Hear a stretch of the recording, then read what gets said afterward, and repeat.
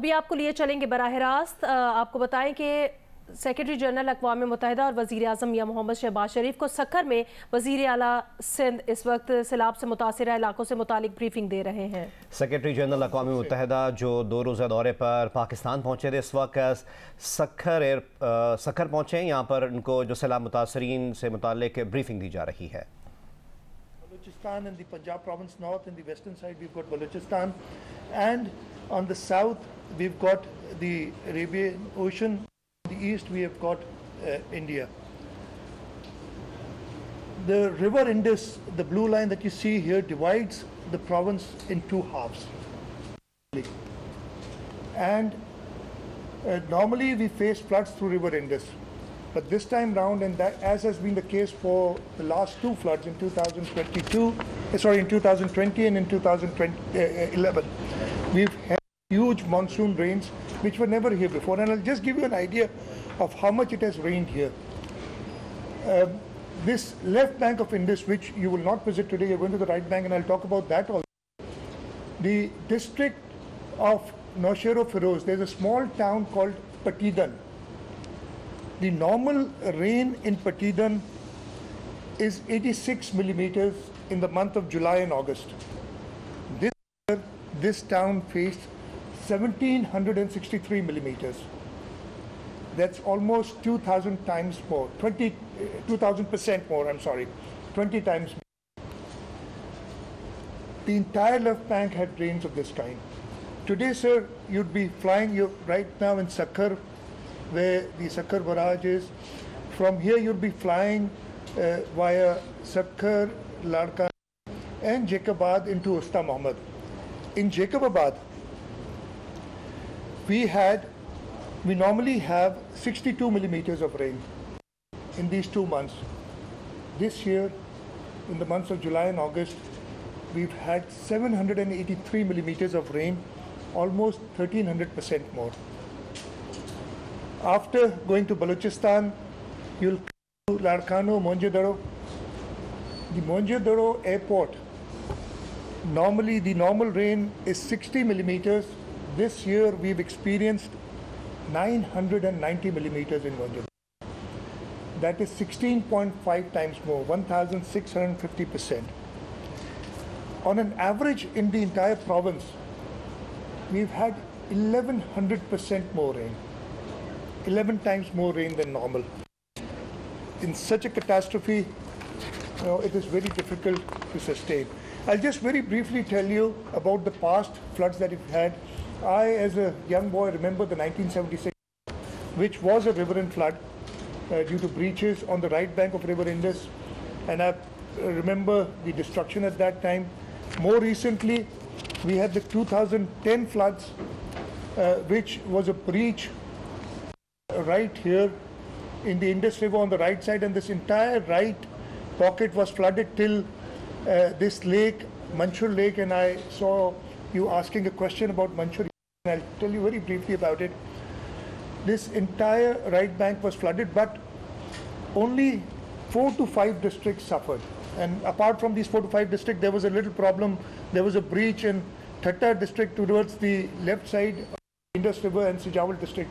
So about 6 districts were affected in 2010. In 2011, we had the monsoon floods, and they hit the left bank. The right bank there was no issue with the right bank. And about 6 districts of the left bank were affected in 2011. Similarly, 2020, mostly the floods was on the left bank, and 6 districts were affected due to monsoons.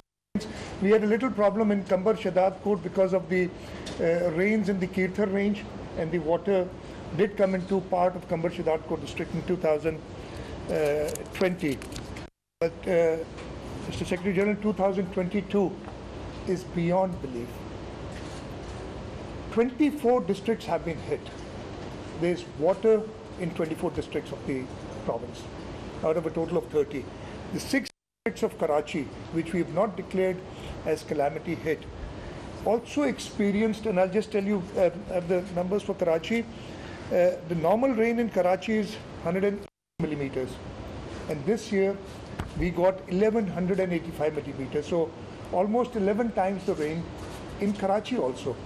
The Karachi infrastructure is in shambles because of the rain. We were, we managed to take out the flood water in 6 of the 7 districts. One district which is more rural of nature is we still have water in the district of Malir. The loss, almost 600 people have died. We have a count of 590 till now, but almost, I'd say this will be even higher. Almost 10,000 people injured, and most of these, both the deaths and the injuries, are children. We estimate that about 12 million people, we have a population of more than 50 million in the province of Sindh. We estimate that at least 12 million people have been displaced from their houses, or they're stranded. Even if they're in their houses, they're totally stranded, they are in islands. In terms of loss of property, we've got 3 million, as per the 2017 census, we had 3 million kacha or adobe houses, and these could not withstand the rain that fell from the skies. We fear that all these 3 million houses have been damaged beyond repair. Even if they're standing, they're not good to live in, because if somebody goes and lives in that house now, they would definitely suffer. Livestock, we have a large livestock population in the province.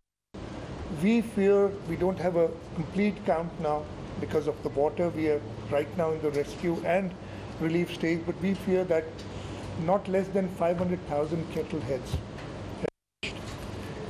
Crop damage, we've got a little more idea because through satellite imagery and all, we estimate that 3.5 million acres of land has been inundated, or farmland has gone under water. Our entire cotton crop, which is on almost 1.5 million acres, is gone. We estimate the cost of this to be about 2.5 billion. You must have seen the trees while you were landing at the Sukkur airport. Our Khairpur district and Sukkur district are famous for dates. The entire dates crop has gone. And so are other crops. We estimate about rice. 75% of the rice is gone. About 30% of sugarcane is gone. The total estimate that we have currently is about 350 billion worth of crop damage. So in terms of damages, as I said, 350 billion rupees of crop damage. The houses, the 3 million houses that have gone, if you put a very conservative number of 300,000 rupees per house, 900 billion rupees. The cattle, the estimate of 500,000 at 100,000 rupees per head per animal, it's 50 billion rupees. So these are the losses of the personal losses to people. What we want immediately right now, I'll just go straight to what we need.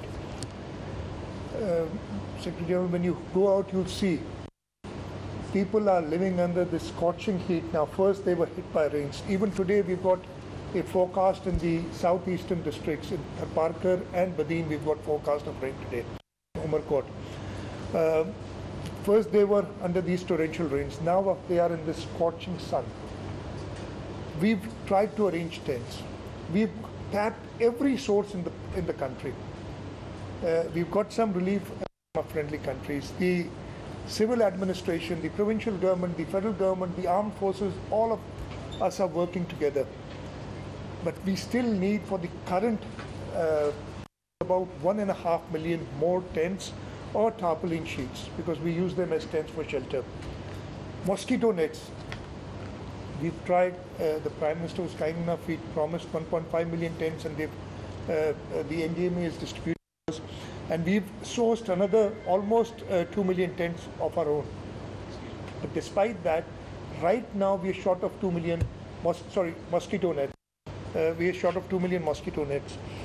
The animals are dying because of mosquito bites. We need at least 1 million animal mosquito nets. Rations, we are arranging ourselves. The World Food Program has helped us tremendously. I remember the 2010 flood and the relief that came in from the World Food Program was commendable. We need similar efforts this year.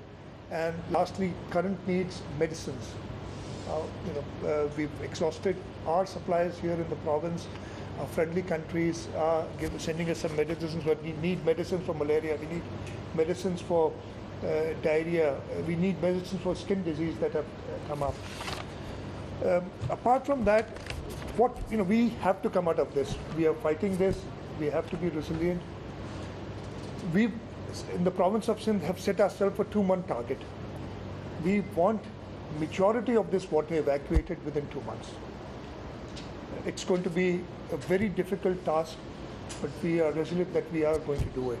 Not 100% of the water, but our target is to get 75% of the water. And I'll just very quickly tell you how the water would go. On the right bank, starting from Kashmir, all these districts, the water comes down to this small blue dot that you see here, which is the Manchur Lake, which right now is about 10 times its normal size. It's gone up to, on the southern side, there are hills. So we've actually sent water to the hills also this time.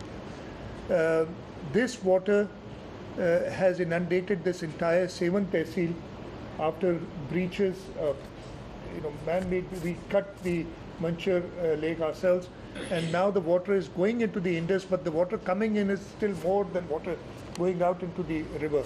We are hoping that the river levels will be more favorable in a few days and more water will be evacuated.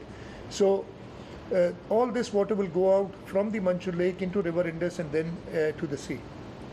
On the left bank of Indus, the districts close to next to the river, there are river escapes of canals. So we are going to use them to pump water into these escapes and then flow these water from the escapes into the river. But the other districts which are away, starting from the eastern side of Khairpur, the eastern side of Nawab Shah, the districts of Sanghar, Umarkot, Mirpur Khas, all of these would evacuate water through Badin into the sea. And that's the only way the water would go out. So we're trying our best to evacuate this water, and our target is to get 75% of the water out within 2 months, so that we can at least try to sow the rubber crop, the wheat crop in the province. If we are not able to do that, the farmers who've lost 350 billion rupees will lose another crop. That sowing will be delayed in any case. Sowing will be delayed, but we will have late varieties and try and So when the water recedes, all the people displaced will go back to their houses immediately. They won't wait for the government to provide facilities, because they want to earn their living, they want to sow their land for the next crop. And we'll need again a large quantity of shelters, of tents, of tarpals, of some kind of temporary shelters. And this target that we've set ourselves is 2 months, and we estimate about 3 million more tents that we are going to need, or shelters, if I may, for the short term, just this 2 months. We need to support these farmers.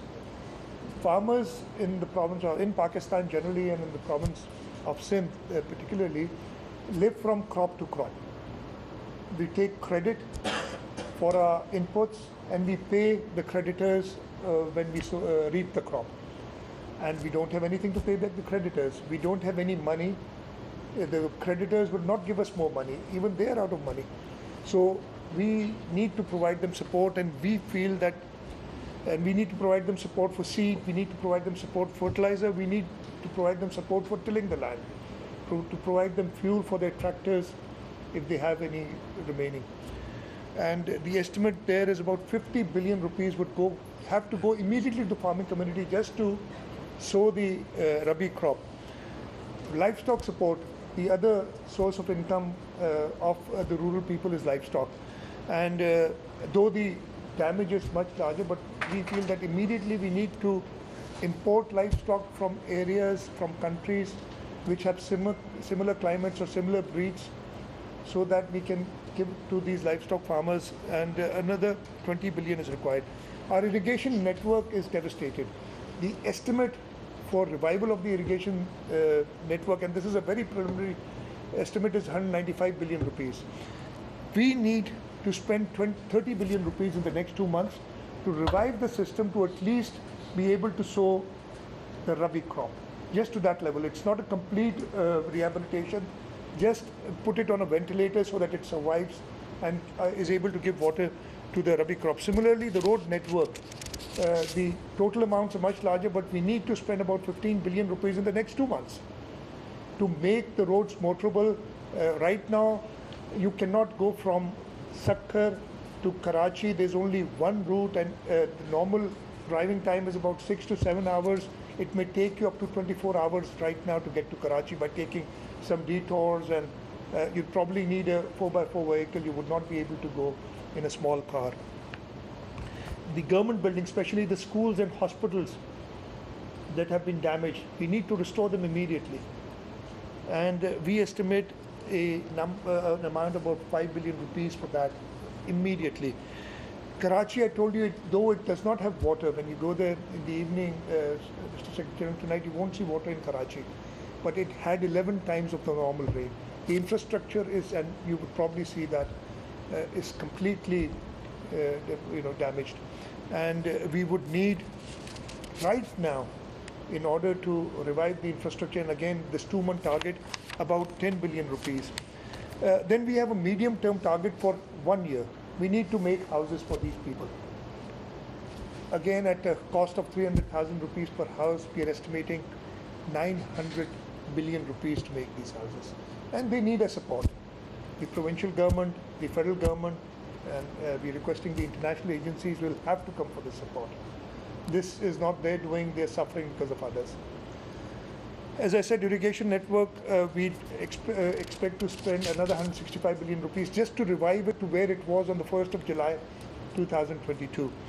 The road networks, to revive it again, to bring it to where it was on the 1st of July 2022, we need 45 billion, another 10 billion for government buildings, and the Karachi infrastructure, 10 billion we need immediately, and another 60 billion we estimate in the next year to make it livable, if I may.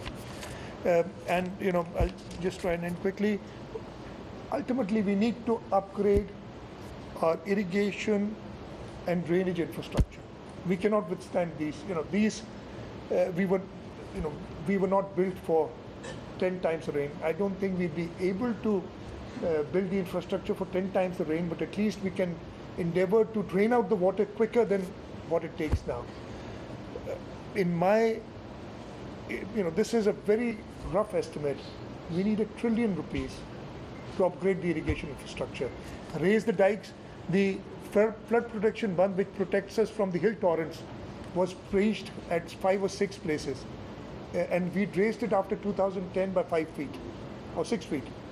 But it breached at 6 places. So we need to strengthen that.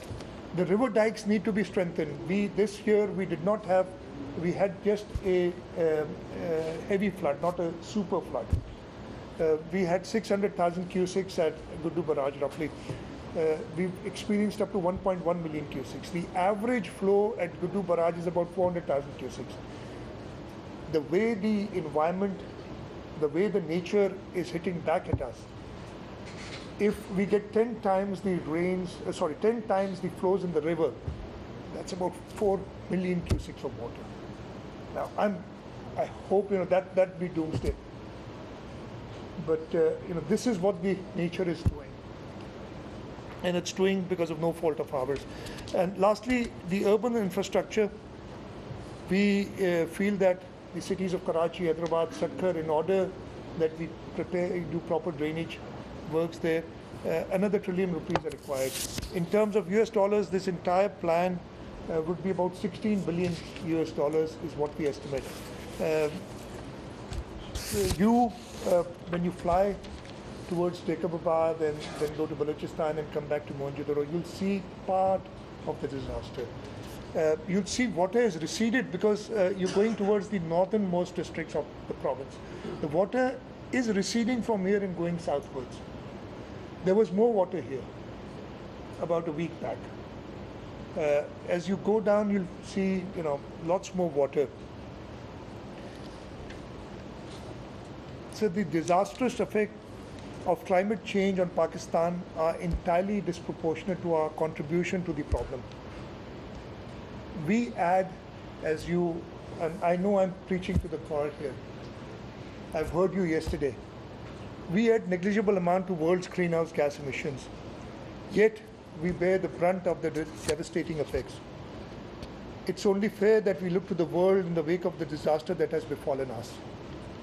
While I humbly phrase this as an appeal, it is in fact what we are owed by the developed world.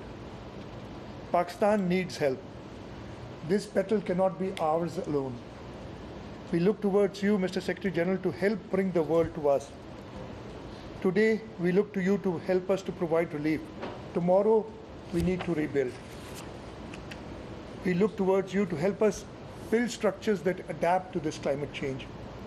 We hope to build homes that allow the residents to live without fear of being washed away, and infrastructure that can withstand the fury of melting glaciers, torrential rains, and raging rivers. We also look to the world for helping in constructing drainage capable of handling such unprecedented amount of water as we are seeing today. We need to make international laws that restrict and prohibit developed countries from pursuing policies which result in catastrophic consequences for the less developed. We need to promote a green agenda and a resilient policy.